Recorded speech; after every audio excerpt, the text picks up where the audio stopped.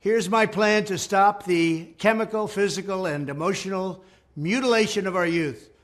On day one, I will revoke Joe Biden's cruel policies on so-called gender-affirming care. Ridiculous. A process that includes giving kids puberty blockers, mutating their physical appearance, and ultimately performing surgery on minor children.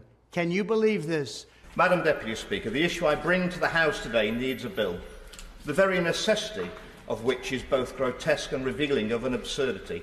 I will sign a new executive order instructing every federal agency to cease all programs that promote the concept of sex and gender transition at any age. I will then ask Congress to permanently stop federal taxpayer dollars from being used to promote or pay for these procedures and pass a law prohibiting child sexual mutilation in all 50 states. It'll go very quickly. I'm sickened to say that under all our noses, members of society, either politically or educationally tasked with helping bring up our children, have turned raising the next generation into a science experiment with consequences that break my heart. I will declare that any hospital or healthcare provider that participates in the chemical or physical mutilation of minor youth will no longer meet federal health and safety standards for Medicaid and Medicare and will be terminated from the program immediately. We've started to blur the lines of basic reality and turned what was already an extremely complex world for children to get to grips with into a more complex one. Furthermore, I will support the creation of a private right of action for victims to sue doctors who have unforgivably performed these procedures on minor children. The first, most basic, most instinctive thing we become aware of when we're either growing up or even meeting someone new is simply that there are boys and there are girls. By dismantling this, we dismantle the world and pull out a foundational block of society. The Department of Justice will investigate Big Pharma and the big hospital networks to determine whether they have deliberately covered up horrific long-term side effects of sex transitions in order to get rich at the expense of vulnerable patients, in this case, very vulnerable.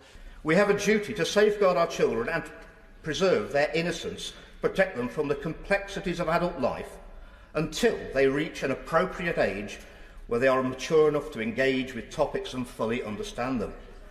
What is happening in our schools, Madam Deputy Speaker, is unacceptable, and there is a need for immediate action.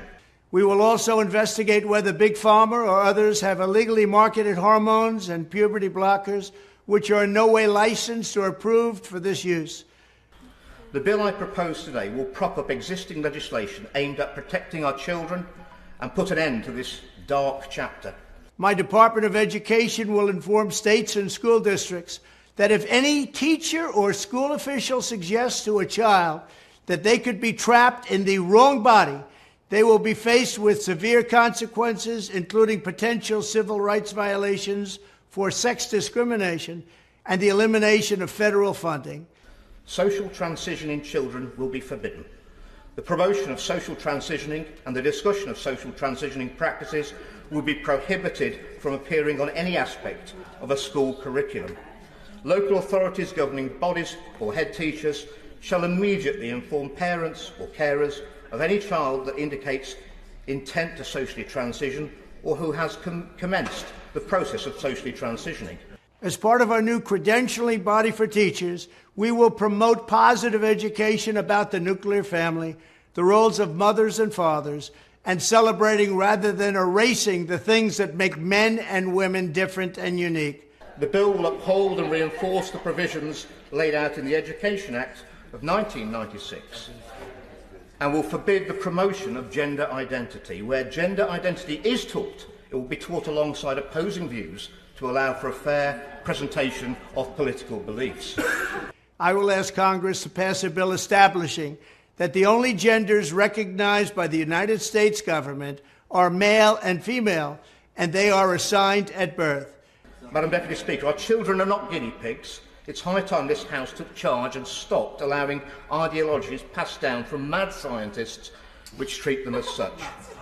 The bill will also make clear that Title IX prohibits men from participating in women's sports and we will protect the rights of parents from being forced to allow their minor child to assume a gender which is new and an identity without the parent's consent. The identity will not be new, and it will not be without parental consent. My proposed bill will protect children, reassure parents and offer certainty to teachers. Madam Deputy Speaker, I wish with all my heart this bill was not necessary, but it is needed and it's desperately needed.